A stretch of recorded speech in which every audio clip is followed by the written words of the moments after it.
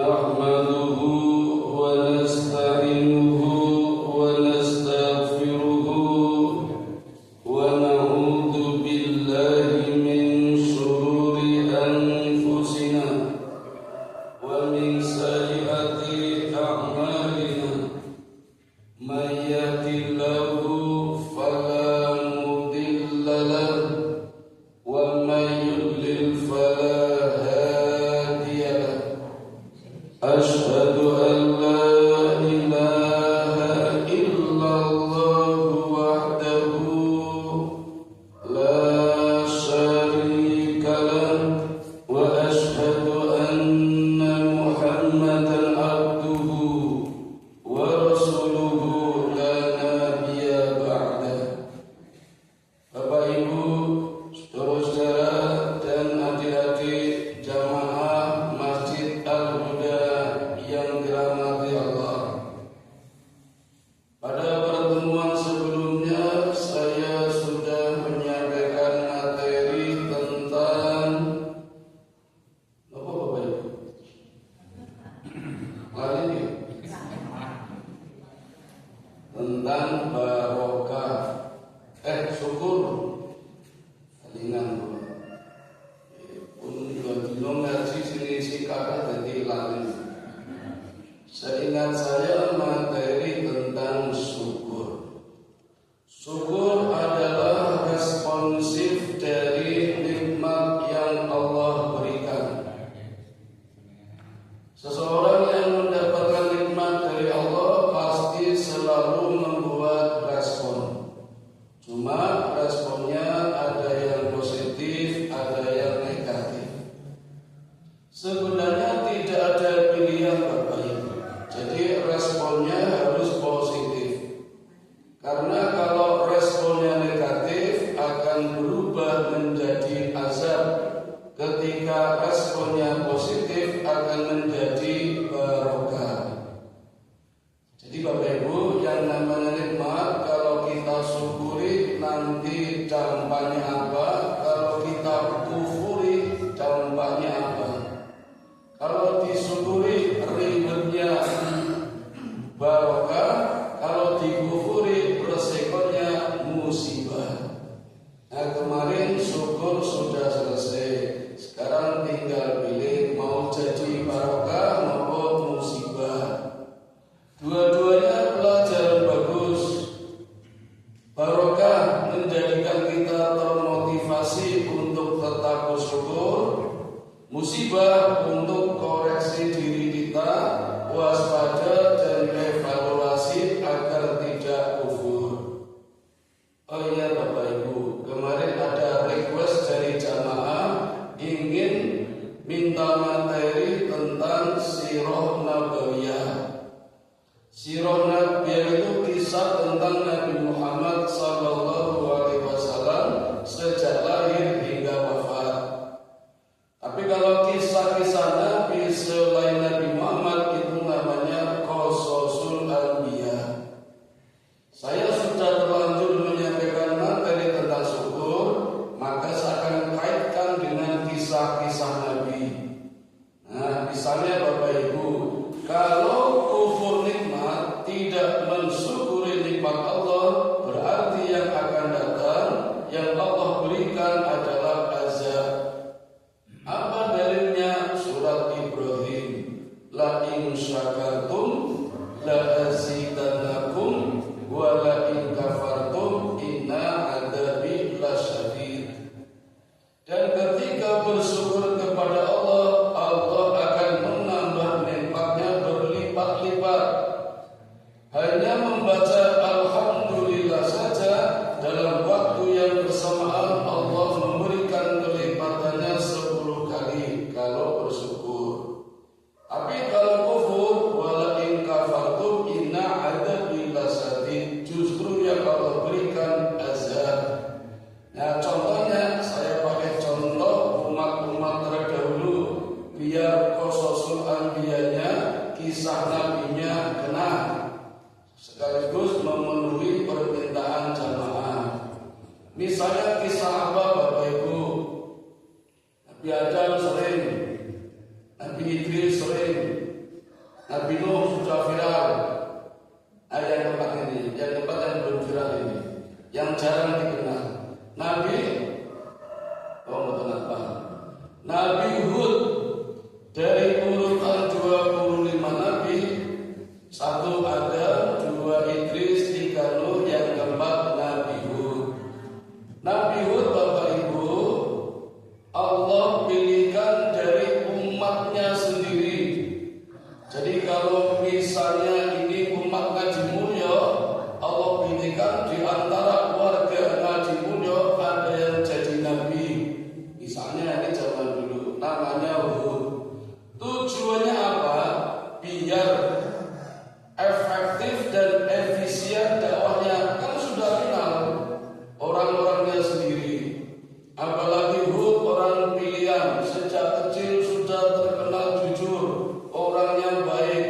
Maka mestinya Bapak Ibu kalau di kampung sejak kecil anak yang masih kecil sudah dikenal baik, besok kalau pilihan RT kepilih, pilihan RW kepilih. Kalau di kampung Ngaji Mulya, nah ini yang pilih Allah, yang terbaik di kampungnya. Cuma sayangnya setelah besar, setelah berusia 40 tahun, ketika dipilih oleh Nabi, warganya ada yang nggak mau, ada yang protes, gaya gitu, Nabi Hud gaya, pasal ini gede. Padahal sifat-sifatnya tetap baik. Dan Nabi Hud hanya mengajak berbuat baik, mengajak mengesahkan Allah, karena Allah sudah memberikan nikmat yang begitu banyak dan begitu besar. Coba Bapak Ibu, umatnya Nabi Hud itu umat yang badannya besar, tinggi, layaknya raksasa. Di zaman itu dan sebelumnya belum pernah Allah memberikan umat yang badannya gede-gede. Sampai pernah ditemukan ketika dilakukan ekspedisi di negeri Arab sana, ditemukan tengkorak kepalanya saja besarnya sebesar bulldozer. Itu baru kepalanya, belum badannya. Itu betapa besar nikmat yang Allah berikan. Beda dengan Indonesia, cilik-cilik, penjelitan, guru, penggurit, pucat, semakutan. Yang murid-murid saya SMK 1 kan gak punya lapangan Bapak Ibu. Saya di aula ada gentengnya, ya semakut loh. Apalagi di alun-alun, tewas nanti. Ini badannya gede-gede, mengalahkan umat-umat sebelumnya. Harusnya bersyukur. Dan dengan badan yang besar bisa membangun rumah dari batu. Di zaman Nabi Hud dikenal zaman batu. Rumah-rumahnya dibuat dari batu. Bahkan istananya juga dibuat dari batu. Dan bukan di dataran rendah, di dataran tinggi, di bukit, di pegunungan. Coba Bapak Ibu, bisa ya bangun rumah pakai batu di pegunungan, di bukit-bukit, tidak longsor. Coba, itu berarti teknologinya bagus ketika itu. Bahkan gunung saja dipahat Bapak Ibu, gunung dipahat.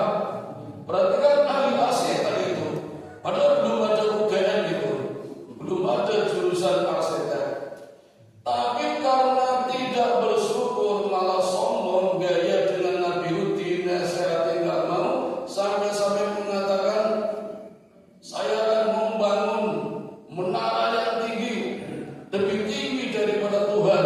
Coba, ngerti-ngertinya Tuhan seperti apa, bisa mengalahkan lebih tinggi daripada Tuhan. Nabi Hud tidak henti-hentinya mengajar kepada kebenaran, mengajak bersyukur, tapi jawabannya yang paling menyakitkan, akan aku bunuh. Padahal warganya sendiri diancam oleh RW-nya. Gampangnya saja biar mudah Bapak Ibu. Karena kemarin ada masjid bermasalah itu di Jogja Timur.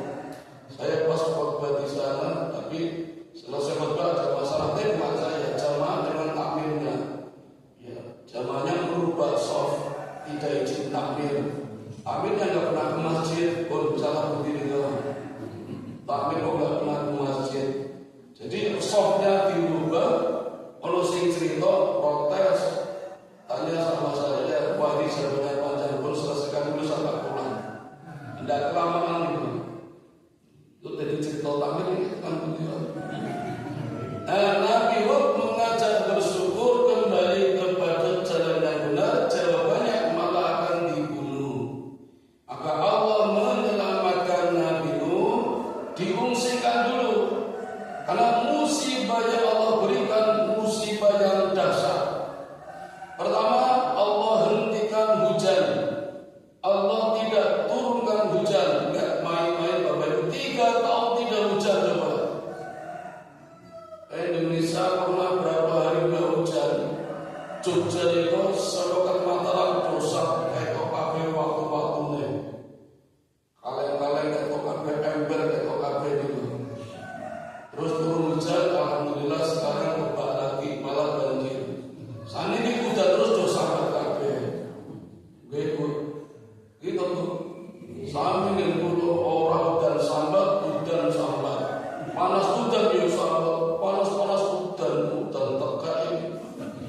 Tegak apa tegak? Kedar.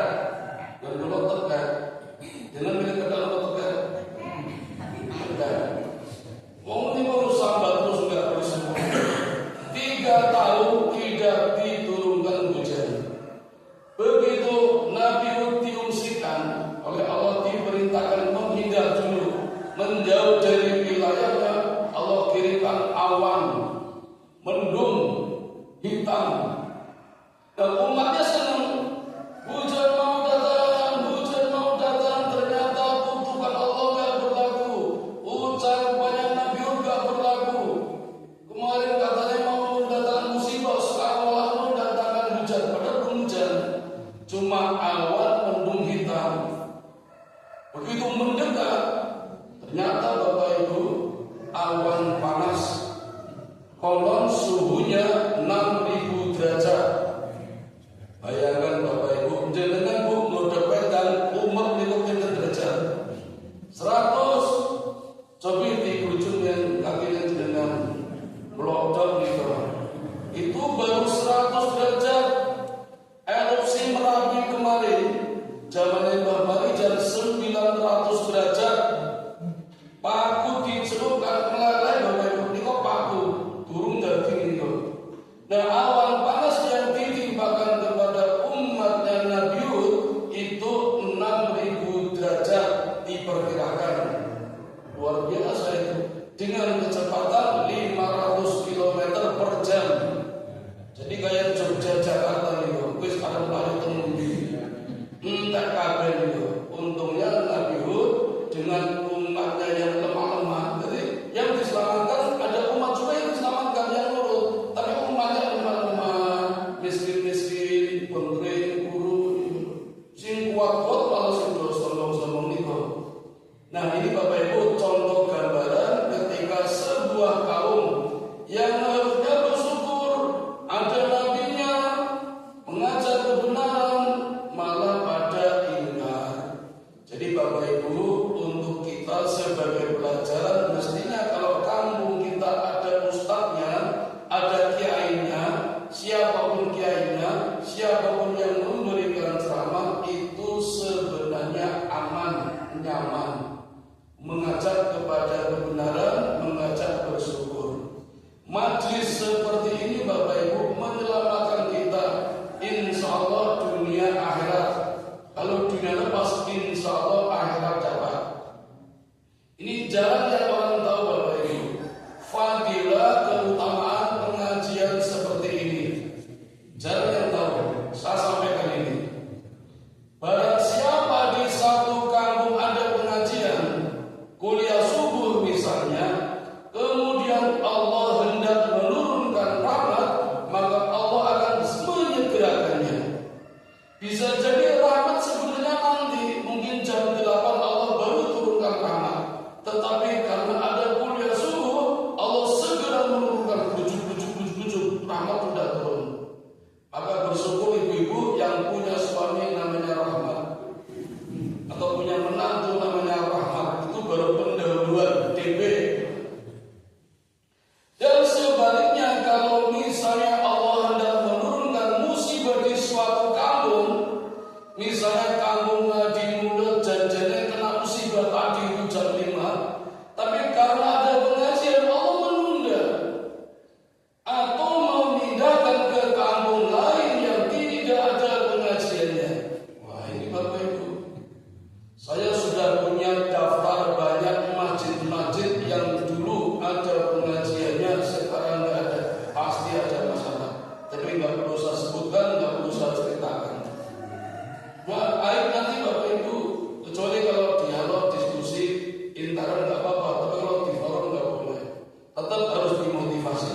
Sebaliknya akan semakin makmur bila jamaahnya, pengajiannya juga rajin. Kula ceritakan, niki teng ngaji mulya Islam sedaya napa wonten sing boten? Kados Islam sing boten. Halo, jamaah. Lali kali kula Ustaz Maulana begini, Maulana Aziz. Dari sekian banyak muslim yang ke masjid dan yang tidak, banyak yang mana? Yang tidak tahu. Nah, mestinya yang tidak ngaji berterima kasih pada yang ngaji. Sudah ikut diselamatkan, ikut dapat rahmatnya, ikut dihindarkan dari musibah. Ini kadang semua orang ngaji malah ngeceh. Keluar semua ngaji udah takut. Tengku di Pak Ustaz, ya tak jawab bal-balan. Aku nganggur besi, nganggur sarung, yang masjid lu saja takut tengku di orang tua.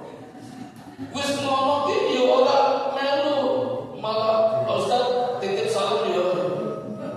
Bersapa, Gusti Allah ya tak sampaikan nanti, tak sampaikan tenang. Saya pulangnya masih ada duduk-duduk di cakro. Ya tak sampaikan pas dapat salam kembali katanya. Dari siapa Pak Ustaz? Israel. Memang Islam. Cara orang dunia itu.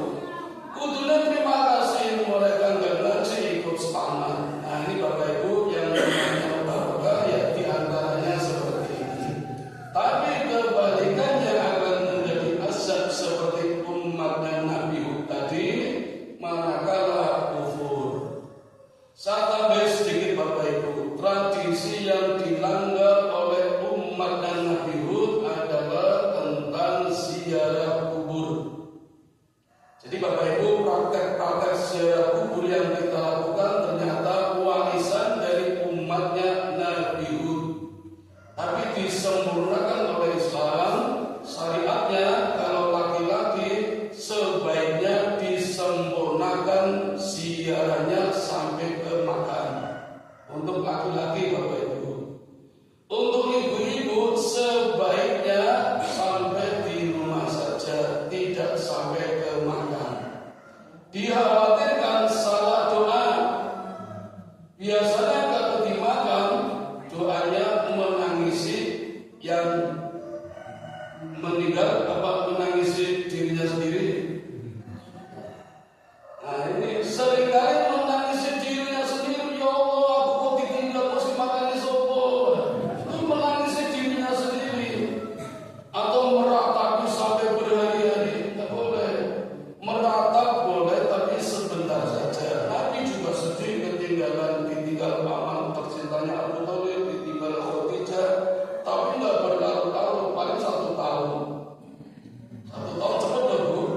Coba dengan uang rumah cepat banget 1 tahun. Apa malah ngitung zakat? Oh zakat mana ini berzakat tahun cepat banget. Tapi yang upacara ya sudah ngadir saja ya sudah. Nah salah doa. Kita ke makam harusnya mendoakan jenazahnya. Kalau laki-laki Allahumma fir lahu warhamhu wa'afihi wa'fu anhu. Kalau perempuan Allahumma fir laha warhamha wa'fu anha. Dan membaca Fatihah di bagian kepalanya kalau pas dimakam dia. Dan di bagian kakinya membaca 3 ayat terakhir surat Al-Baqarah. Cuma itu ajarannya. Tidak boleh menginjak makam, tidak boleh duduk-duduk di makam, tidak boleh berdiri di makam. Lewat komplike, ajarannya seperti itu. Ngapunten